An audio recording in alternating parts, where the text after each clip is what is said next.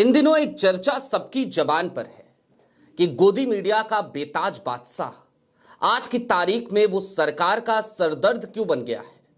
लेकिन अब जब हमने उस बेताज बादशाह के पिछले दिनों के फाइनेंशियल रिकॉर्ड्स देखे तो हमें यह समझने में देर ना लगी कि आज ये रंग अर्नब गोस्वामी का बदला बदला नजर क्यों आ रहा है।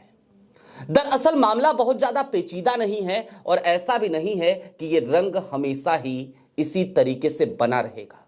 यह रंग फिर से उतर जाएगा, फिर से वही रंग चढ़ जाएगा और एक बार फिर अर्नब गोस्वामी पत्रकार कम और मोदी जी के प्रवक्ता बने हुए आपको जल्दी ही नजर आ सकते हैं। लेकिन वो 103 करोड़ का कौन सा घाटा है, वो आखिरकार कौन सी पॉलिसी है अर्नब की, जैसे शास्त्रों में कहा गया है आमदनी अठन्नी खर्चा रुपया। सारी बातें जरा विस्तार से करेंगे। नमस्कार, मैं स्वप्निल और आप मुद्दा देख रहे हैं। दोस्तों आगे बढ़े उससे पहले वही छोटी सी अपील। मुद्दा इन दिनों एक विशेष आर्थिक संकट से जूझ रहा है।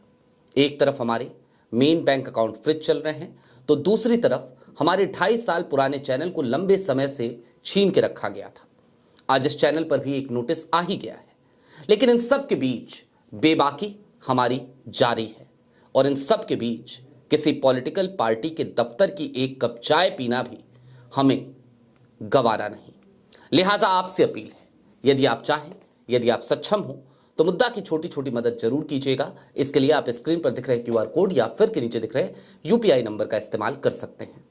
अब आगे बढ़ते हैं और जरा अर्नब गोस्वामी के इस पूरे मंजर को समझने की कोशिश करते हैं। अर्नब गोस्वामी ने जब पहली बार मोदी सरकार से हालिया दिनों में सवाल पूछना शुरू किया तो ट्विटर की पूरी टाइमलाइन अर्नब गोस्वामी की क्लिप्स से भरी पड़ी थी, अटी पड़ी थी, पटी पड़ी थी।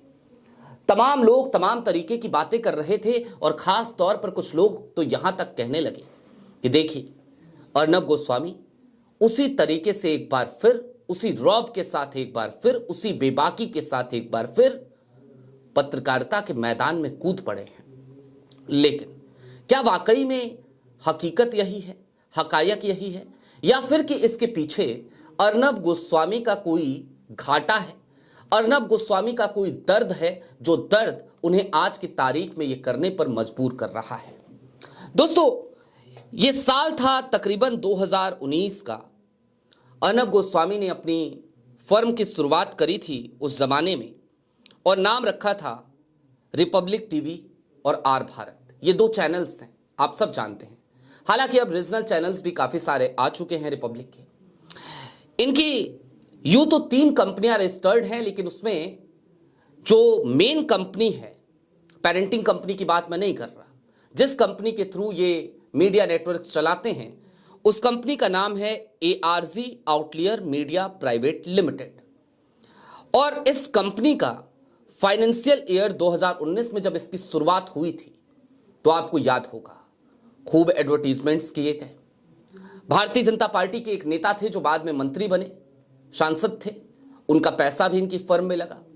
वो नेता आज की तारीख में केरल के प्रदेश अध्यक्ष हैं भारतीय जनता पार्टी के, नाम है राजीव चंद्रशेखर। हालांकि अब वो उनका और अर्नब गोस्वामी का, उनकी कंपनी का कोई लेना देना नहीं है, वो क्विट कर चुके हैं। और वो उस वक्त भी जब उन्होंने इन्वेस्टमेंट करी थी तो नॉमिनी डायरेक्टर की हैसियत पे उन्होंने अपना नाम दिया था, तो हम वहां से इसे कनेक्ट नहीं करते। लेकिन चीजें कहां खराब हुई और कैसे खराब हुई, अब जरा उसको समझिएगा। दोस्तों बीते साल 2024 फाइनेंशियल ईयर 31 मार्च 2024 को जो समाप्त होता है, आपको पता है ARG outlier media private limited का रेवेन्यू कितना था? जवाब है 397 करोड़ रुपए का। और ये 397 करोड़ रुपए इनके तमाम चैनलों के कुल रेवेन्यू को मिलाकर मैं आपको बता रहा हूं। लेकिन खर्च कितना था जानते हैं? 500 करोड़ से ज्यादा। अगर 500 करोड़ भी मान लिया जाए जो उनकी फाइनेंशियल रिपोर्ट्स बताती हैं, तो फिर आप समझ सकते हैं कि यह घाटा कम से कम मिनिमम 103 करोड़ का रहा होगा। अब चूंकि अर्नब गोस्वामी की ये कंपनी लिस्टेड नहीं है, तो ऐसे में हर 3 महीने बाद उनकी फाइनेंशियल रिपोर्ट्स हमें नहीं मिल सकती। लिहाजा मौजूदा वक्त में क्या चल रहा है इसके बारे में हमें बहुत ज्यादा जानकारी नहीं है। लेकिन इन सब के बीच क्या क्या हुआ, जरा उस बात को भी समझिए। टीआरपी की रेस में अर्नब गोस्वामी के दोनों ही चैनल्स लगातार पिछड़ते जा रहे हैं। निश्चित तौर पर जब टीआरपी नीचे जाती है तो आपके रेवेन्यू पर भी उसका बुरा असर पड़ता है। टीआरपी स्कैम में भी एक वक्त पे इन्वॉल्व होने की बात की गई थी रिपब्लिक के, वो भी आपको याद होगा। और उस वक्त पे लगातार अर्नब गोस्वामी अपने चैनल पे चिल्लाते हुए नजर आते थे, ये तक वाले वो आज तक को बीट कर रहे थे तो आज तक को डिफेम करने की कोशिश करते थे। गजब की लड़ाई, गजब की मुर्गा लड़ाई हमने देखी थी उस वक्त पे भी 2 टीवी चैनलों के बीच में। ये स्टोरी हालांकि मैं करना नहीं चाह रहा था, मैं आपको फिर बता दूं, नहीं करना चाह रहा था। लेकिन जब मैं अर्नब गोस्वामी की तमाम रिसर्च कर रहा था, अचानक से वही तक वाली क्लिप मेरे सामने आ गई, तो मुझे लगा कि मुझे करनी चाहिए और देश की जो मासूम जनता है उसको कम से कम हकीकत पता होनी चाहिए। मैं नहीं चाहता आपका दिल फिर से एक बार अर्नब गोस्वामी कुछ दिनों के अंदर तोड़ते हुए नजर आए। अब ये 103 करोड़ का घोटाला जो घाटा जो है, ये मोदी जी के लिए सरदर्द क्यों है, अब जरा वो समझिए। आज की तारीख में जो चैनल्स चल रहे हैं, इनकी कमाई का सबसे बड़ा जो स्टेक है वो कहां से आता है जानते हैं? जवाब है सरकारी विज्ञापनों से। और मैं आपको एक बात और बहुत सीधे शब्दों में बता देना चाहता हूं, जब मैं सरकारी विज्ञापन कहूं तो आप सिर्फ भारतीय जनता पार्टी की तरफ मत देखिएगा, बिल्कुल नहीं, कतई नहीं। सरकारी विज्ञापन जब मैं कह रहा हूं तो आप देश की तमाम सरकारों की तरफ देखिए, अलग अलग पार्टी की सरकारों की तरफ। मसलन पश्चिम बंगाल में यदि अर्नब गोस्वामी आर बंगला चला रहे हैं तो पश्चिम बंगाल की सरकार भी उनको विज्ञापन देती ही होगी। मसलन आज की तारीख में पंजाब गवर्नमेंट, या फिर कि जब दिल्ली में अरविंद केजरीवाल थे तो अरविंद केजरीवाल की सरकार, वो भी विज्ञापनों पर खूब ठीक ठाक पैसा खर्च किया करती थी। पंजाब कर्ज में था, अभी भी है, उसके बावजूद पंजाब की सरकार एक ऐसे चैनल को विज्ञापन देती हुई पाई गई थी उस जमाने में, जो चैनल बंद पड़ा हुआ था, जो लाइव स्ट्रीम नहीं कर रहा था। और ये चैनल जिस शख्स का था उनका नाम था गौतम मूथा, और गौतम मूथा दरअसल आरोपी थे, जमानत पे बाहर थे लिकर स्कैम में। तो हमाम में सभी नंगे, हर पार्टी का यही हाल है। लेकिन खैर, हम थोड़ा सा विषयांतरित हो गए। हमने शुरुआत अर्नब गोस्वामी पे करी थी, तो अब अंत भी अर्नब गोस्वामी की ही कहानी से करेंगे।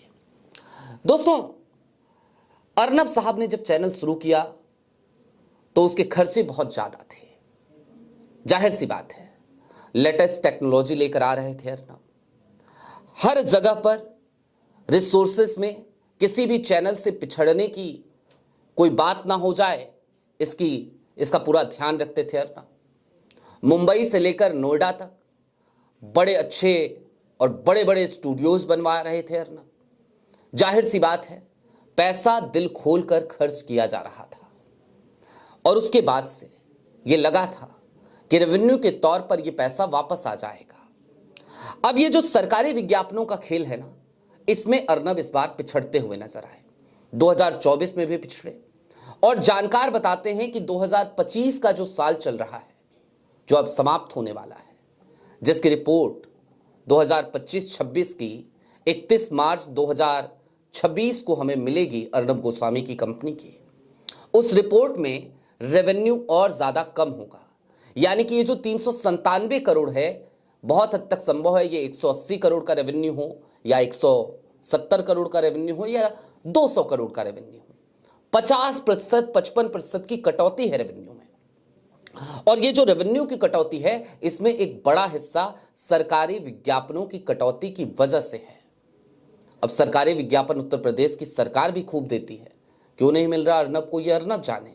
मिल रहा है तो कम क्यों मिल रहा है, ये भी अर्नब जाने।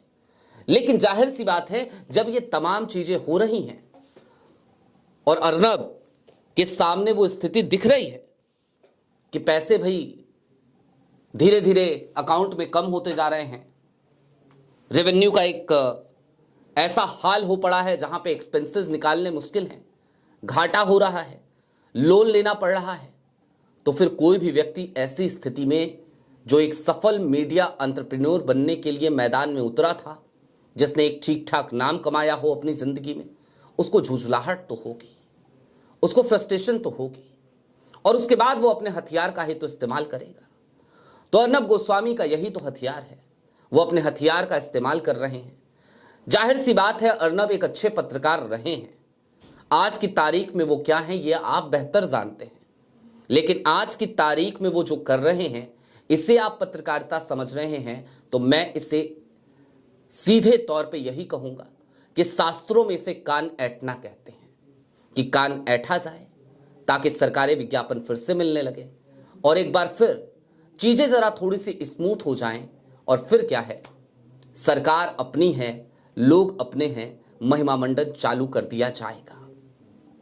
और लिहाजा मैं आपको आज आगाह करने के लिए ये वीडियो कर रहा हूं कि बहुत ज्यादा दिल मत लगाइएगा, कहीं ऐसा ना हो कि अर्नब एक बार फिर आपका दिल तोड़ता हुए नजर आए।